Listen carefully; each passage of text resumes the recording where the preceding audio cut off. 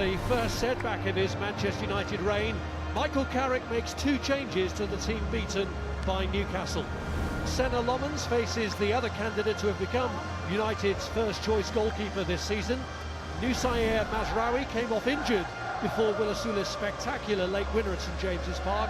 He's replaced by Diego Dalot. Harry Maguire and Luke Shaw have started every game under Carrick. Casemiro scored United's goal at Newcastle, but unless he changes his mind, the clock is counting down on his Old Trafford career. Amad Diallo's back in the first 11 with Bruno Fernandes and Matheus Cunha, who scored on the last three occasions he's faced Aston Villa. Brian Mbeumo has gone 4 Premier League games without scoring, but is expected to fill the central role, as Benjamin Sesko is back among the substitutes with Mazraoui and Mason Mount, who's not played since a brief appearance in Carrick's first game back. Unai Emery brings Aston Villa back to the graveyard of their Champions League qualification hopes last season, when Emi Martinez was sent off in a 2-0 defeat that allowed Newcastle to claim the final place. Matty Cash was injured in the defeat by Chelsea, which did little for their top 4 hopes this year. Lamar Bogard deputises, as he did for the European win in Lille, from which Tyrone Mings returns. Among the 3 changes from that, Ross Barkley starts a Premier League game for the first time since January last year, when he scored against Leicester. After getting some minutes in Lille, John McGinn ends a 7-match Premier League absence. Morgan Rogers faces his former manager at Middlesbrough, having exceeded even his expectations. Ollie Watkins earned Villa their first leg advantage in France and scored in their last away win in the domestic league. There's no starting role for Victor Lindelof on his first return to Old Trafford. Harvey Elliott's in the squad, even though Villa are wary about triggering the clause that obliges them to make his move permanent.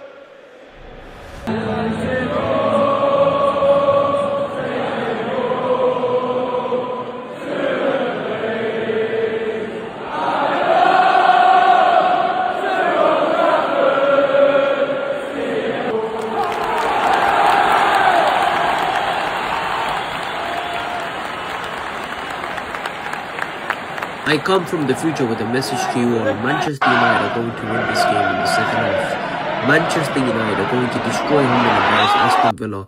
We are going to win the game and get the 3 points. You heard me right. Like I said, if you've been watching Manchester United this whole season, we are second half FC. We win our games in the second half, and that's what we're going to do at Old Trafford. Manchester United finally back. Aston Villa, you're next.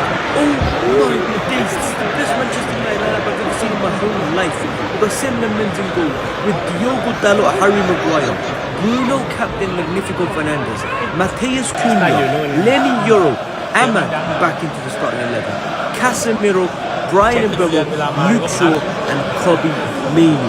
Now you can see on the bench, Benjamin Sesko is on the bench with Joshua Zirkzee, Mason Mount, Mazraoui, Malacia, Aidenhead and Bayinder. If there were changes, I'll be making Dalot for Mazraoui. I think Mazraoui should be starting this game, and I definitely do think Amad should be playing ahead of Brian Mbeumo.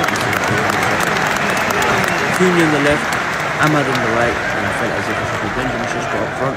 But it's so good, we're playing Aston Villa, we're going to get the 3 points today. Even if we didn't beat Villa on Sunday, I still think Villa will end up dropping like a stone, and we'll end up in the top 5 anyway, because I just think circumstantially it looks very good for us.